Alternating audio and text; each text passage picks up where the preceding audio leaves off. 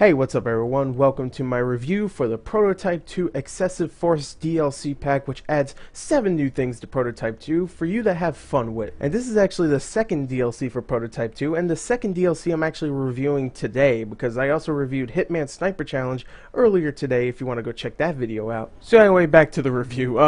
This DLC adds, just like the last one, 7 new things. It adds 3 new costumes, 3 new abilities to use, and 1 new weapon. Now the costumes or the skins, whatever you want to call it, are much better in this DLC because the last one I thought, only one of them was really cool and the other ones were lame, but this one actually has some pretty damn cool ones. Alright, the 3 you get are the Armored Heller, which looks really cool. He's just an Armored Heller, he's badass. You don't actually get to really see much of a Heller, but he looks pretty cool. Agile Armor Alex Mercer, the main character of the first game, and a Zombie Alex Mercer, just like the Zombie Heller that came out last DLC. So you get those 3 skins, which are really cool to look at, but they don't really do much for the gameplay.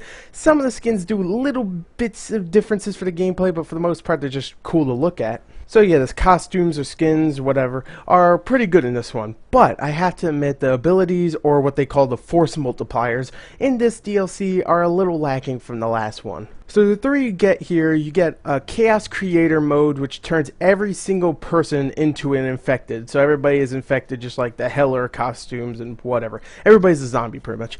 Medusa's Wrath, which turns your eyes into laser beams. So you can actually aim at people and just like laser beam them, which sounds cool, but to be honest, all it does is like you aim at one person, you laser beam them, and they explode. And the last one's called Shockwave, which actually pretty much makes a big earthquake wherever you jump. So if you jump in a specific place and there's a bunch of enemies around, then they'll jump with you, except the whole ground will shake and they'll fly up. So it's kind of cool, especially if you have the other DLC and you add all the cool moves you got with that DLC mixed with this one, like the cool slowdown moves and the ones where it turns into a vortex and stuff from the last DLC. So if you have all those on while you have these on, because you can actually have all of them on at the same time, it's actually pretty cool. The thing is, that's the only cool special move you get, is the Shockwave, where you can jump and everybody flies up with you. That's really it. The other ones are kind of lame. The Medusa's Wrath should be cool, but it's really not.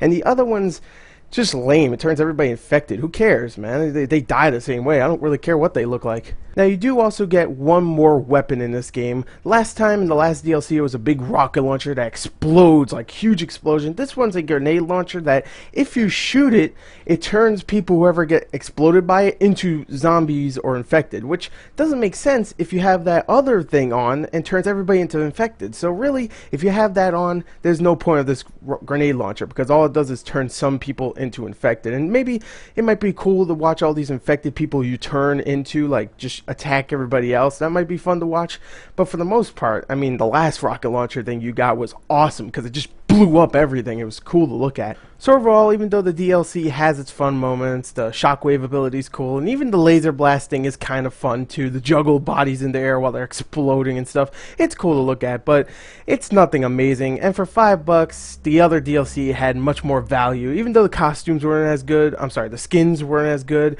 The skins are just skins. It's not really adding to gameplay. So overall, I'm going to give this DLC, I'm going to give it a 3.4 out of a 5, which is a 6.8 on a regular scale. So definitely go get the other DLC before this one. But if you want some more gameplay and you have $10, then get both of them. So anyway, there you go. There's my review for this DLC. I hope you enjoyed it. Thank you and goodbye.